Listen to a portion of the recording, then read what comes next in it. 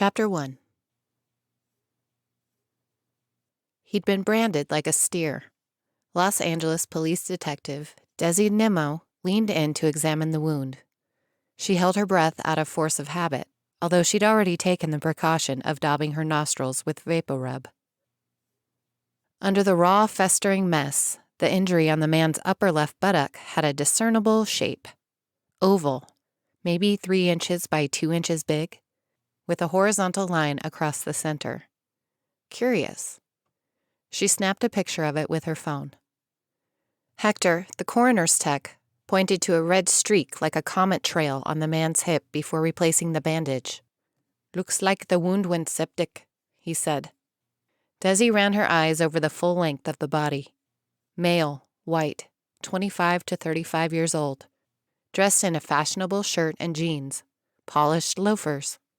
Definitely not the homeless transient that she'd expected early that morning. She'd received the call-out of city sanitation workers finding a stiff on an abandoned couch in a West Los Angeles alley. His eyes bulged in a shocked stare, the whites firm and round as hard-boiled eggs. Death had pounced on this guy like a highway robber. "So sepsis could be the cause of death?" she said. "We'll find out. There's also this." Hector rucked up the man's shirt to expose his back covered with red polka dots amid the purpled lividity. Some had scabbed over. "Those look like burn marks. Cigarettes?" she said. "And this." Hector hiked up the legs of the guy's jeans. His sockless ankles were encircled with bracelets of bruises. "Maybe a week old."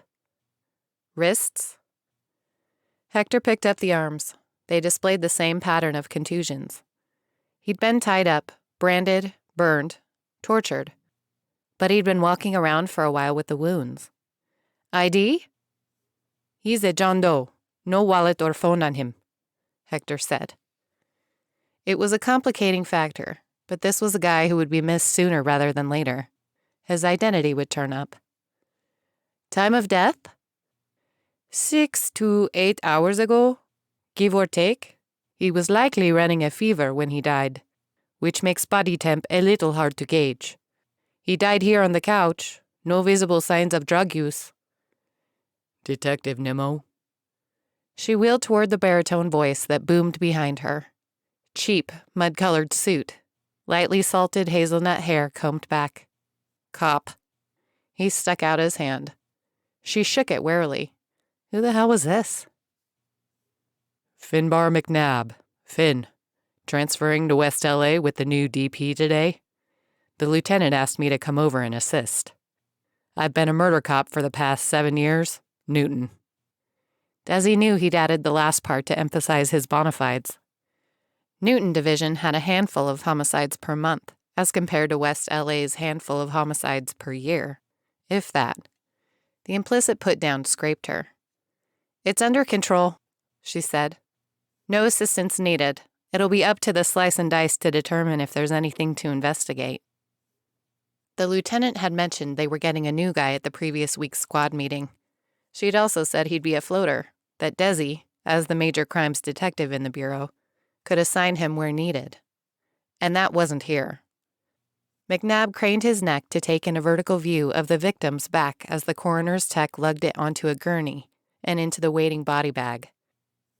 "Those wounds don't look like an accident or natural causes." She returned his quizzical look with a flint-edged stare. "Suspicious death." She squeezed out a smile to punctuate the conversation with a period and shifted her gaze to the row of stores that backed onto the alley. The sun's first rays washed the landscape of low-rise urban sprawl with pale clarity. She normally reveled in the sliver of dawn that impregnated the new day with possibility, but she now felt intruded upon by this newcomer.